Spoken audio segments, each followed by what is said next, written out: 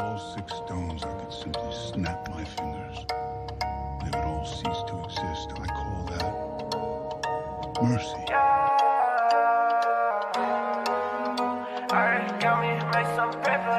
Just try to live life through the eyes of a man. Tired and ever since a child, never liked what's being found. And time went by, I realized that I'm more than a curse, but a cure for the worst and an unbalanced universe. Broken over time, yeah, through the work. Only one with the act on the yeah, you know the words. I'ma take a vision if you don't mind. You and I know time ain't nothing if you can reverse. I'm the only worthy one, willing to fit inside of the gauntlet. Infinity stones, I'm getting all them. They ain't never gonna stop me. I was destined to be godly. I don't care if they don't like me. This is war, man. You ain't gotta like me, but you gotta show respect. Everybody in the game is coming for my neck. Yeah, I like to see them try. I never break a sweat. It's only one man. Titan, I ain't finished taking over. Yeah, crazy. I'm not mad. Mad Titan, yeah. I'm not crazy. I'm not mad. I just take it. And I don't ask. Mad Titan. Mad Titan. I'm not crazy. I'm not mad. I just take it. And I don't ask. What's up, Titans? TC here, and welcome back to the TC Talk Podcast, Episode 2. Are you guys surprised? Are you guys surprised that we actually made it past Episode 1 and we're actually continuing this thing? I know a lot of you guys have been following me for a while know that I like to start a lot of things and, throw a lot of shit against the wall and see what sticks. But this is something that I genuinely love to do, and I hope you guys are enjoying it too. So today we're going to be talking about Birds of Prey. This is going to be a spoiler review. Now, I'm not going to be breaking it down scene by scene and do a narration of exactly everything that happens in a movie. I'm going to do what I do best, and that's break it down my way. I'm going to talk about certain characters. I'm going to talk about what I liked, what I disliked. Was this movie woke? Did they try and shove their agendas and their politically driven messages down our throats? I think they did, and I think not a lot of people are going to catch on to these things, but I feel like I'm trained to see these things now more than the average person. So we're going to talk about all that, but before we get into that, we got to hit up the sponsors. This episode of the TC Talks podcast is sponsored by the Snooze and Booze podcast. If you guys haven't checked them out, definitely go ahead and give them a listen after maybe you listen to my show. Check them out and see if they're for you. Steve Medell hosts a podcast with friends, and they mostly talk about parenthood. I listened to one of their recent episodes, and they were actually talking about technology and brought up a good point of how, nowadays kids on this, there's a picture of this on the subway, and a bunch of kids are on their phones, not really paying attention. And there was another image side by side of, 40 years ago, the same picture of that same subway, and people's heads were down in their newspapers. And, they were arguing that technology really isn't the problem, that people have always been disconnected. So definitely check out their podcast if you guys love conversations like that. The Snooze and Booze podcast on most podcast players. And I'll definitely leave links to their show in the show notes for this episode. This podcast is also sponsored by Tone Castle, who's an artist out of Las Vegas who does these dope geek pop culture pieces. Right now, he currently has a Michelle Pfeiffer Catwoman one and a Demon Magneto art piece that can easily be hung in a lot of your guys' houses because these look fantastic. Definitely check out his work by going to his Instagram at Tone Castle. That's Tone Castle. And check out his website if you guys are interested in purchasing one. And his website is tone-castle.com. If you guys enter the code TC Talks at checkout, you guys get 20% off his work that's already up there, or he also does custom work as well, so you guys could definitely hit him up for that. And here we go. All right, so you guys have been warned. From this point on, I'm going to be talking spoilers, so if you haven't seen the movie, I would suggest maybe turning me off, go watching the movie, and then listening to me after. Or if you don't care about spoilers and you just want to hear about the movie, then I guess just keep listening. So, Birds of Prey. First of all, this was a terrible title for this movie because the general public is not going to know what Birds of Prey really is or who they are. And this movie was basically a Harley Quinn solo movie. And the Birds of Prey, actually don't even get involved in terms of they all don't team up and start working together until the very last act of the film. So, they kind of kicked themselves in the ass for naming this Birds of Prey. And don't get me started on the R rating. We'll get into that a little bit later, how it was one of the dumbest decisions ever to make this an R-rated movie. They saw Joker do it, and they're like, oh, crap, Joker, Harley Quinn, let's try it out. Absolute terrible decision, because Harley Quinn's fans who loved her in Suicide Squad, I bet you that the main demographic there were the young female, teenage fans. They loved Harley and Joker's relationship. Hell, that movie was made for the Hot Topic teeny angsty crowd when they had the Joker and Harley, relationship and romance, where it's like, I need a gangster, right? And Harley Quinn and Joker are jumping in the acid together to love me better. And they're like in the acid that should be disintegrating their skin, and they're like, kissing and stuff. Like that Suicide Squad movie created a squad, no pun intended, of Harley Quinn female teenage fans. And this movie just said, nope, fuck all that. This is rated R. And they cut off that huge demo, which is a huge mistake. But anyway, so the movie is paced very similar to the Deadpool movie, where, she's about to bust in and ask for Cassandra Cain.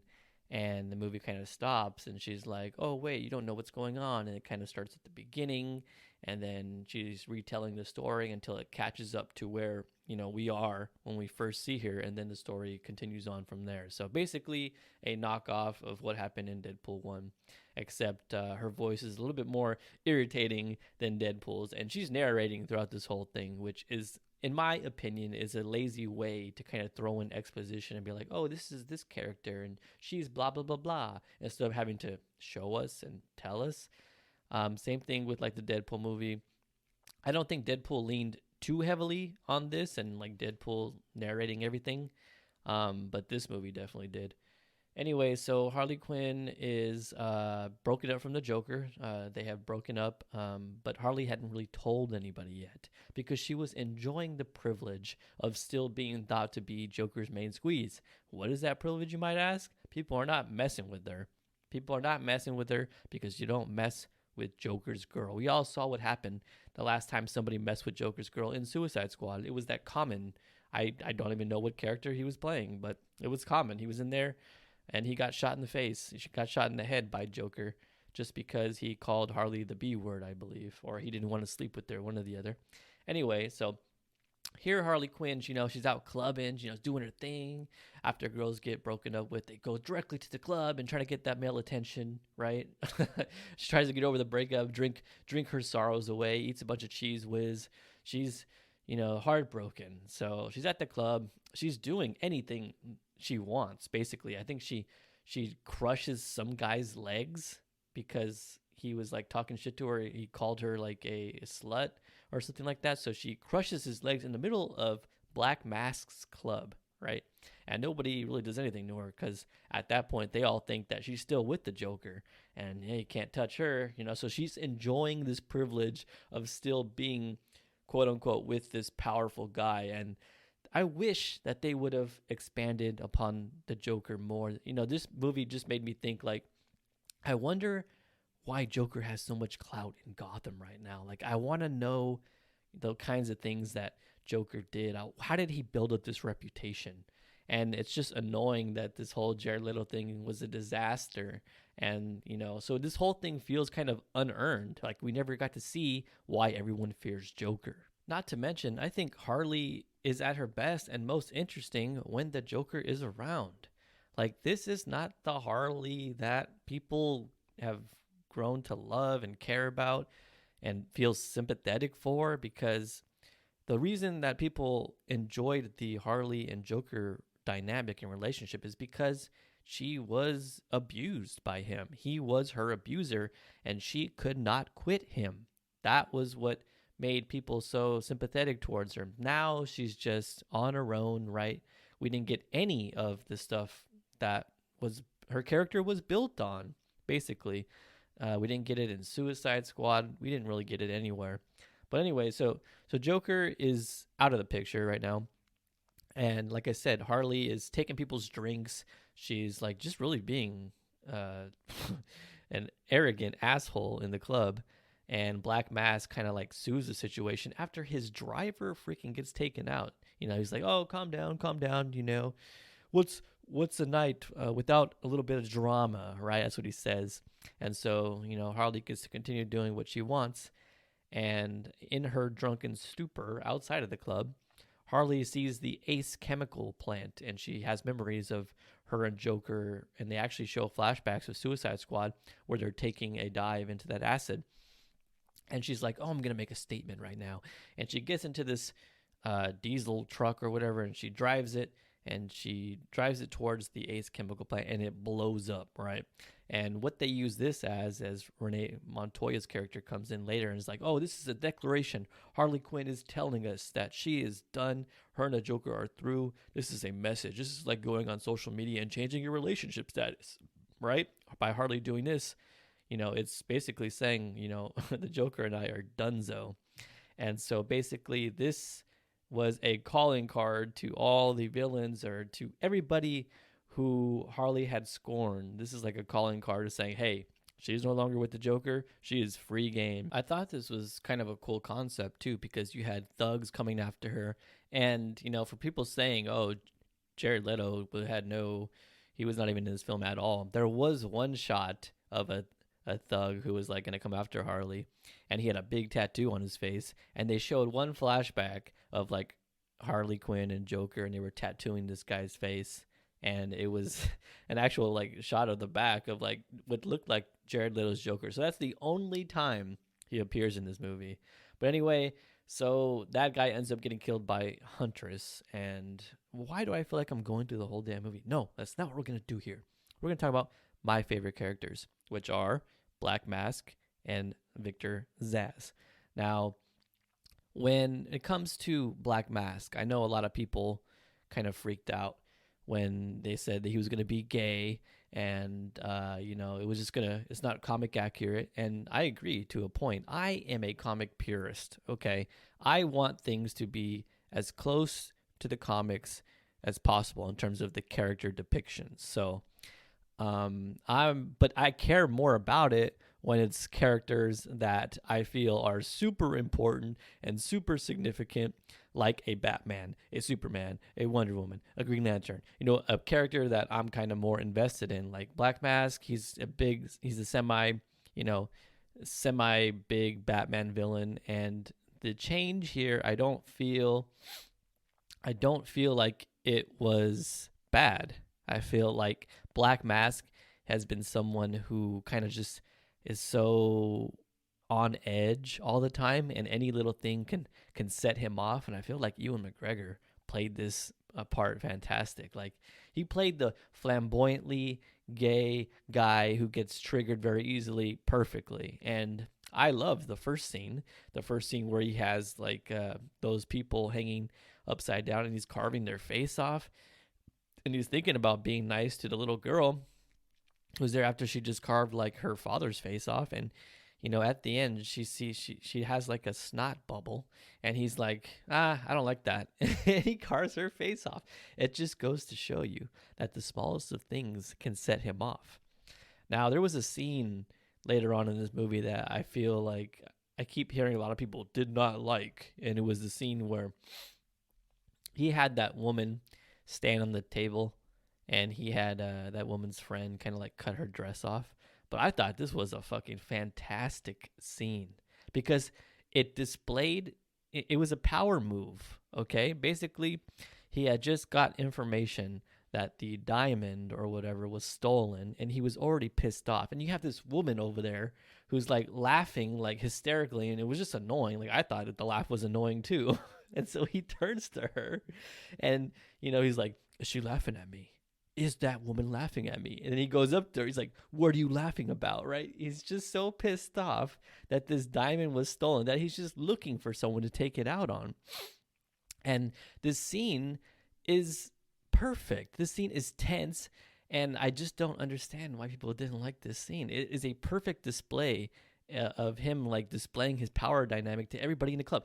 Black Mask, what was his name? Sionis, is so powerful, in this city of Gotham, that he can do this in the middle of his club with a bunch of people watching. He can make this woman get on the table, shudder in fear, do a dance for him. And she told the woman's friend to take a knife and cut off her dress and demean her publicly. Like, I love this freaking scene. It just shows how much of a creep and how much of like a sadist that Black Mask is, and just how disturbed he is. Like, I don't understand people who don't like this scene. It's a fantabulous. What the? Did I just say fantabulous?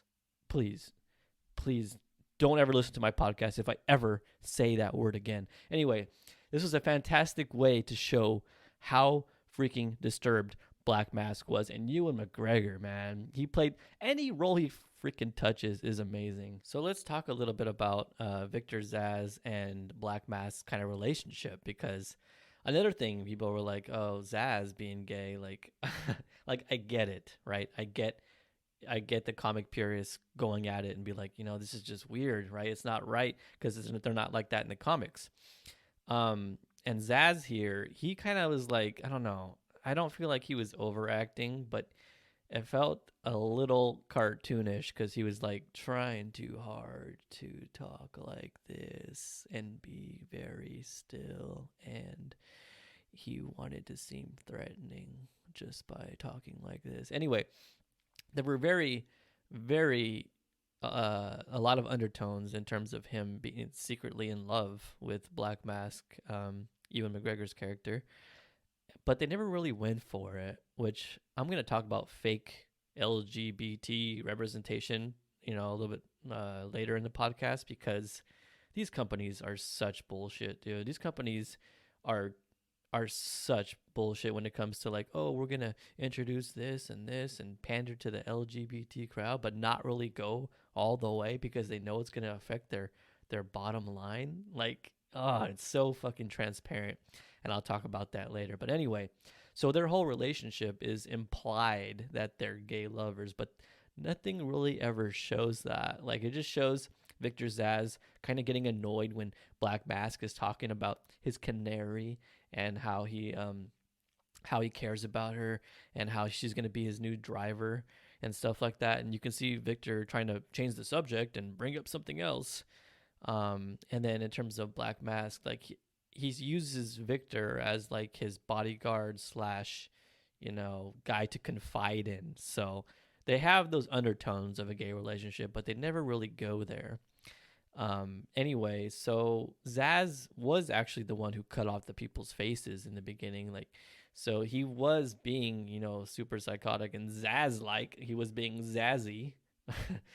But later on, we're going to find out that, all those marks on his body, they weren't just for every kill that he had. But anyway, we're going to get into that later. I keep spoiling stuff. So I loved Black Mask. I loved Ewan McGregor's Black Mask. I thought every scene he was in was awesome. I thought he played the flamboyantly, just rich guy who does whatever the F he wants. Great. And I was so pissed at the end when they killed him. Like, you guys don't even understand.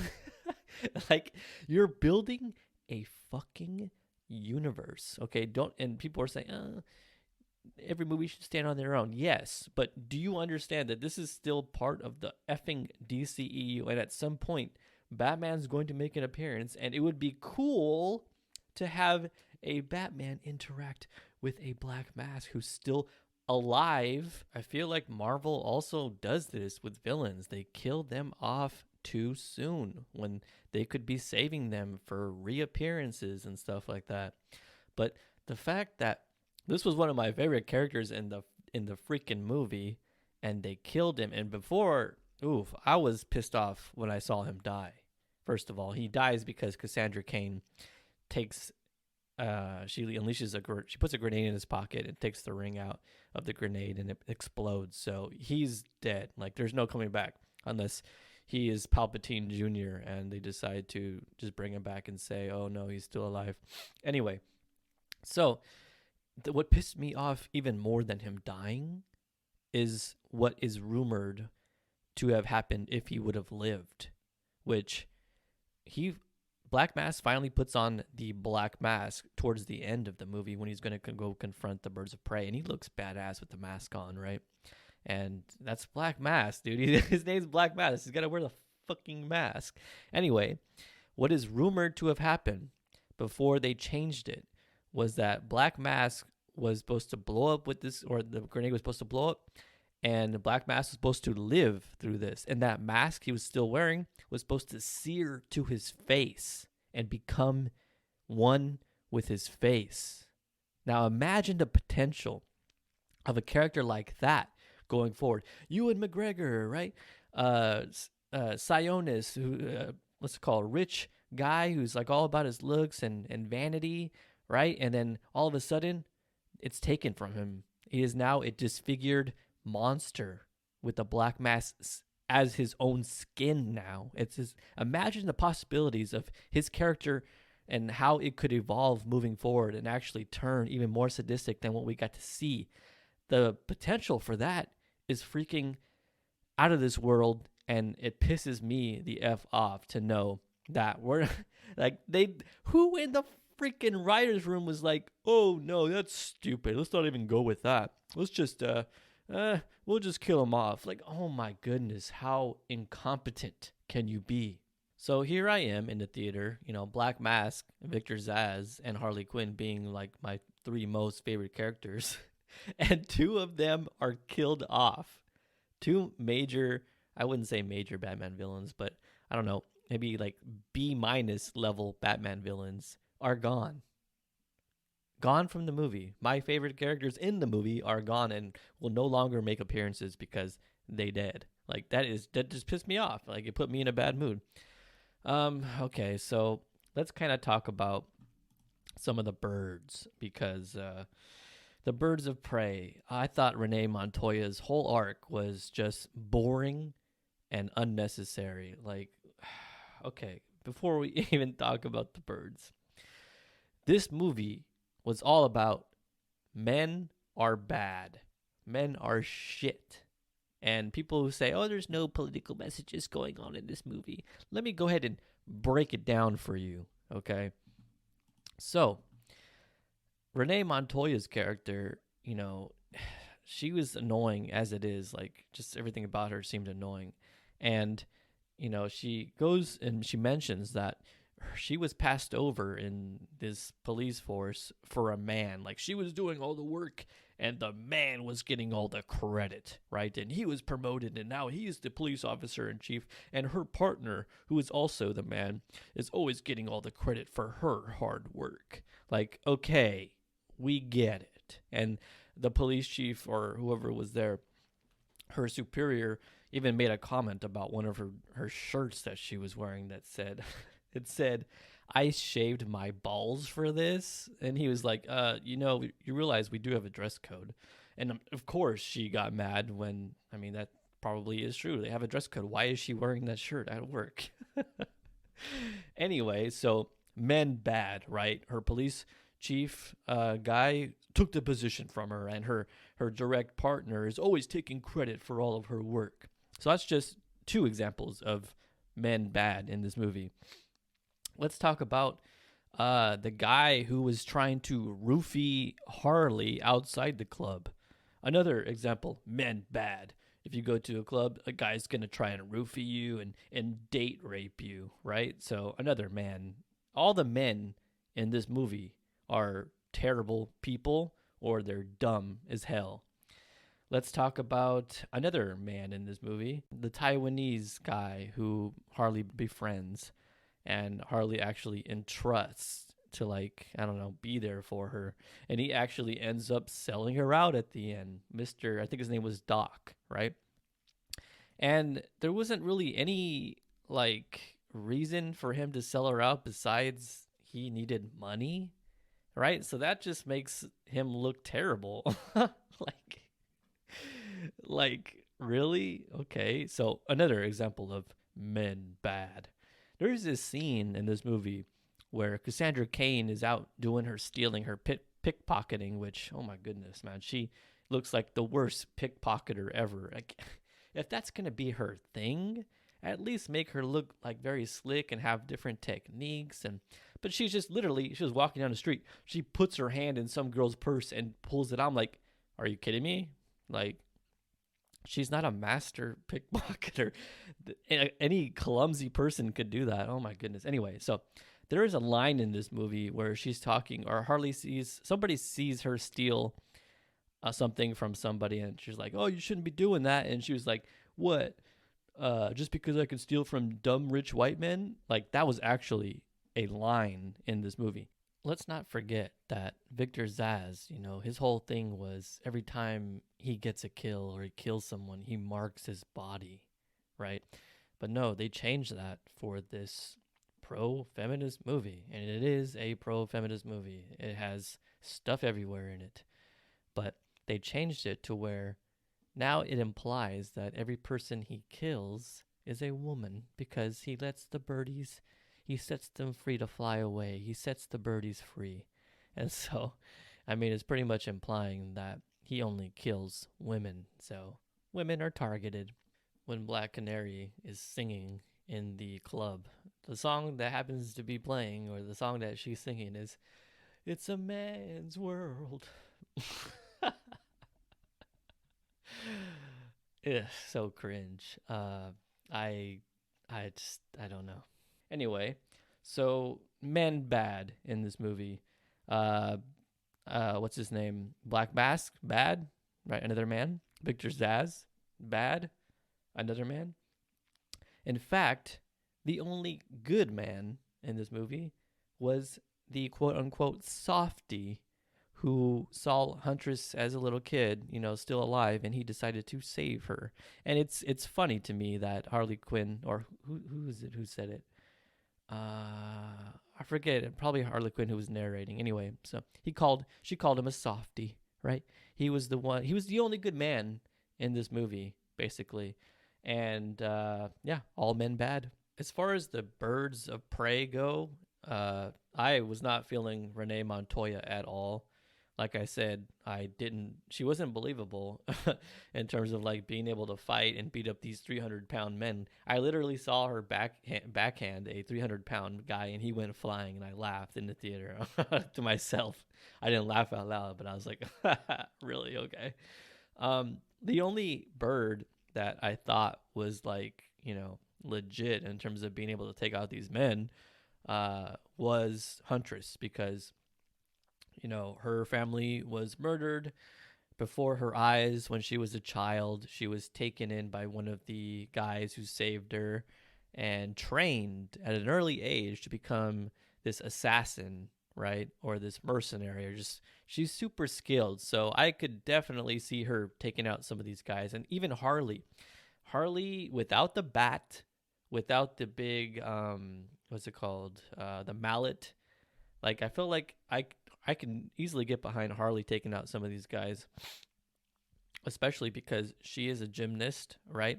Or I could see her, she's always been using like gymnastic type moves, and I can see her taking out some guys. But Renee Montoya and what's the bird of prey? Oh, Cassandra Cain, forget about it. I don't, was she just hiding the whole time? I think she was. She didn't even do combat. But the action scenes, guys, they were pretty dull in my opinion. Every time an action scene would come on, I'd be like, oh my god, like, this is going on too long, and this is not exciting. There are a lot of kicks.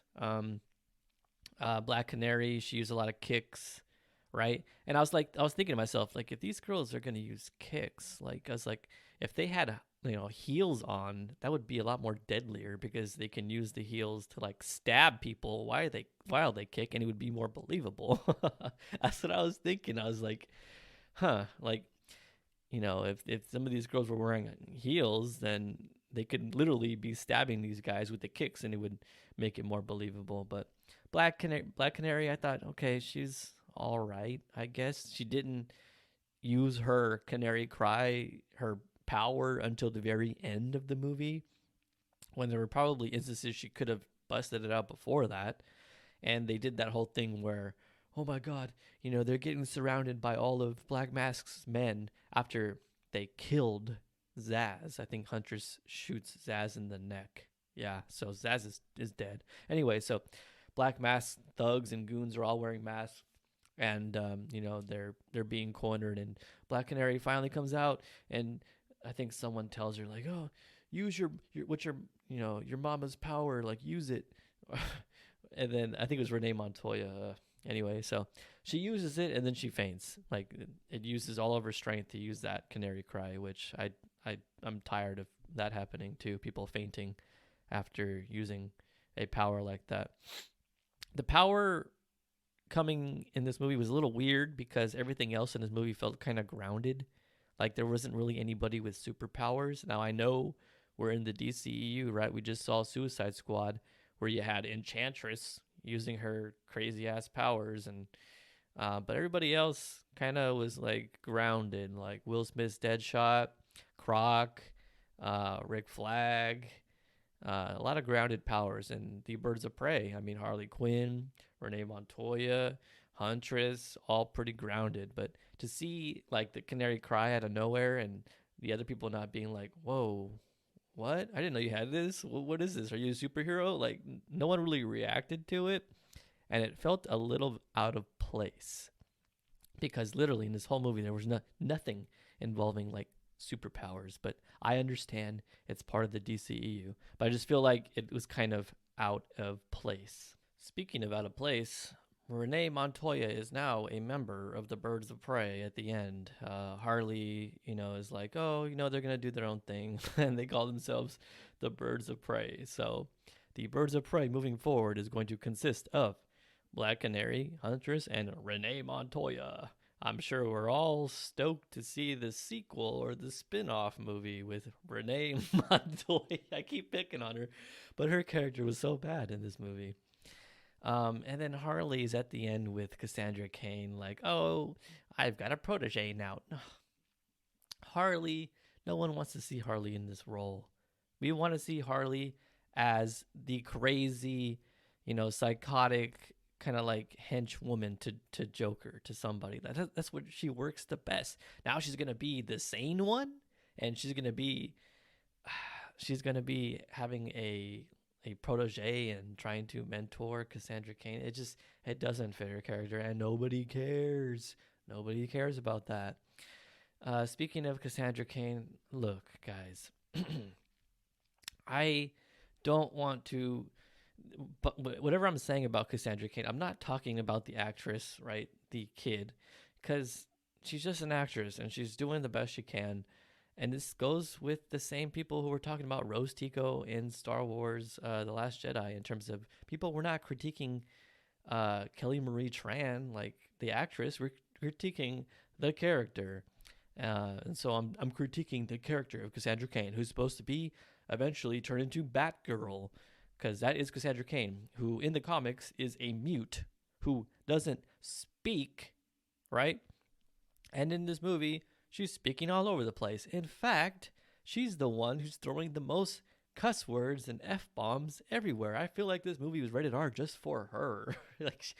This movie was rated R just so that they could have a little kid throw a bunch of cuss words, and people were going to be in the audience being like, oh my God, that girl's so cool. She's so edgy. Such an edgy little kid. Like, no, that shit was annoying to me. Like, I just think it's annoying when little kids cuss. Like, they think they're so cool. They think they're so cool. And it's not cool at all. It's actually very uncool. But anyway, so her character was just very bad, and a very bad depiction of Cassandra Cain from the comics. So I don't understand what they were trying to do with Harley in terms of, they had that one scene where she's going into the cop precinct to try and grab Cassandra Cain, right? And she goes in with bean bags, right, as like ammo, and she's came in with like a shotgun where she has to load each round into the gun and shoot it. Like, they do know that this movie is rated R, right? And that Harley Quinn is a crazy psychotic killer, and that she's very dangerous as well. It's just curious to me why they didn't have her kind of use real bullets. And how is she in the middle of a police place, precinct or whatever, and no cop in there takes out a gun and shoots her leg or stops her? She literally is walking around like a school shooter down this police precinct, loading round after round, and these cops look like bumbling idiots, just getting shot and flipping around and doing massive flips, being hit with glitter sticks, and it's just so ridiculous. Now, I understand Harley Quinn is a ridiculous character, and she's supposed to be crazy, and she would do something like this, right? She would pack a bunch of glitterized ammo, but I mean, you're rated R, and you're too afraid to let Harley be rated R because everyone has to like her too, right? They can't feel bad for anybody she kills because she's supposed to be the sympathetic one. So I just felt it was kind of a cop out. No pun intended. So yeah, I mean, this movie in terms of plot, I mean, do you guys want me to give you the plot? Here it goes. So Joker broke up with Harley Quinn. There was a diamond that has encrusted codes into it of like bank accounts for very rich people, and Cassandra Cain steals it and swallows it, and the rest of the movie, everybody tries to get the diamond back. The end. That's the plot. There really wasn't much for plot here, and I think they did a terrible job of developing characters as well, because not everybody had the appropriate amount of screen time to really get us to care. And the people that they did give screen time to, Renee Montoya, I didn't care about at all.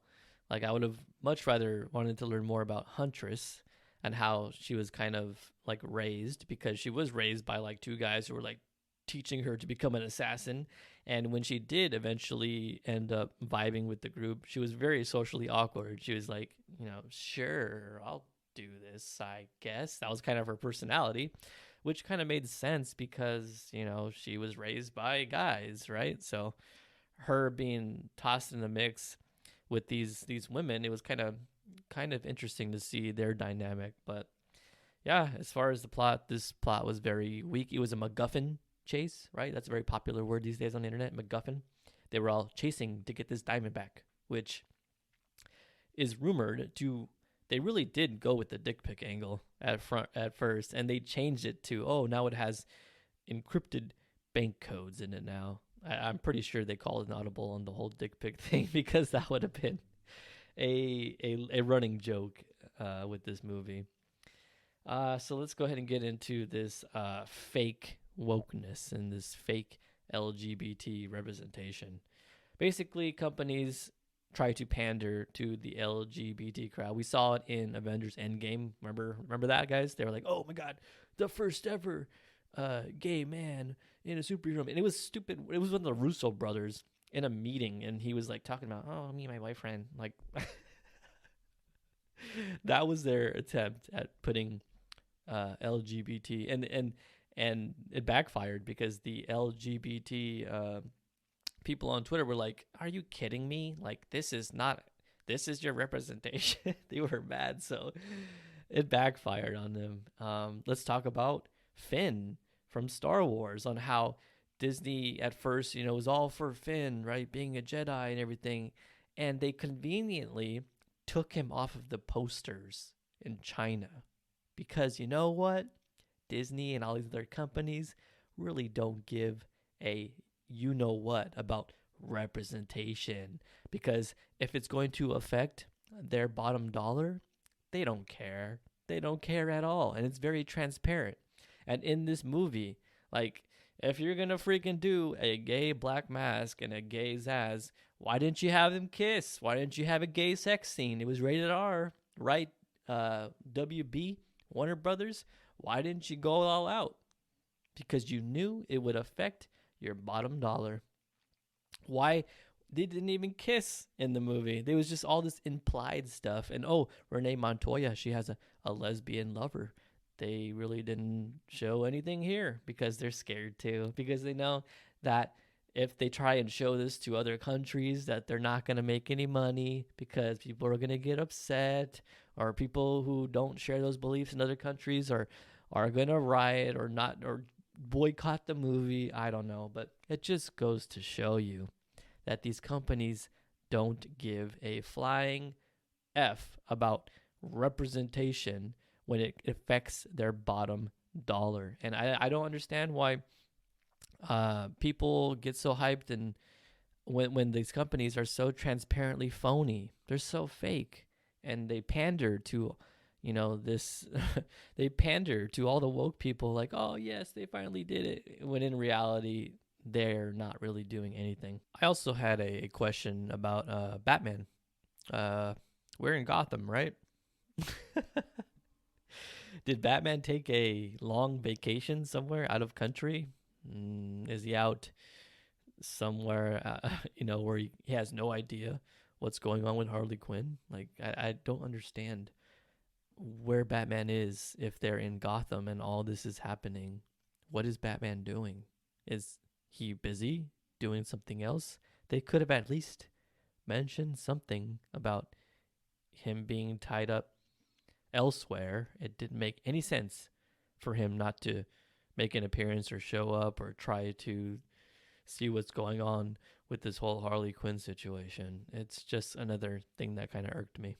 Honestly, guys, I did not like this movie. I think it's one of the weakest DCEU movies, and that's saying something because I haven't liked a lot of the DCEU movies. I can't even rank this for you right now because even I will admit that it's too recent in my mind. I need to give it some more time to settle down. Eventually, I'll make videos on YouTube, ranking the DCEU movies, and I'll place it somewhere in there. But I can just tell you that, it was kind of entertaining to watch. It was a little bit boring in the middle in some parts, but I would choose this one over Captain Marvel. I think Black Mask was just so good, and his potential was, his potential was so sky high, and what they could have done with him, that, he was definitely a scene stealer, that he was better than anything that happened in Captain Marvel. Like, just him by himself. Like, he's better than Hillary Clinton in Captain Marvel, aka Captain Marvel.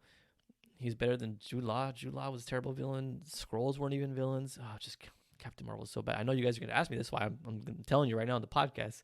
I would prefer to watch Birds of Prey over Captain Marvel because, like I said, there are bits and pieces of Birds of Prey that are fantastic. And like I said, most of it is Zaz and Black Mask. And Harley, I thought Margot Robbie did a decent job of Harley Quinn. She can be a little bit too much, just like Deadpool. I think Deadpool can be a little bit too much as well, but their characters are similar in a lot of ways in terms of how their like personalities can kind of grind on you after a while.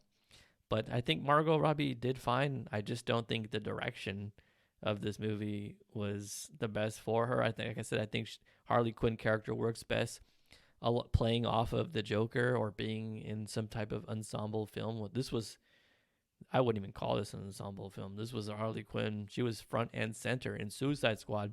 That was more of an ensemble film where you only had bits and pieces of Harley to kind of shine. But anyway, that's pretty much it for the review. I hope you guys enjoyed it. I hope you guys learned something or took something from this review that maybe you wouldn't get anywhere else. And let's go ahead and get into some questions for the week. Mail, you've got mail, you've got mail, you've got mail,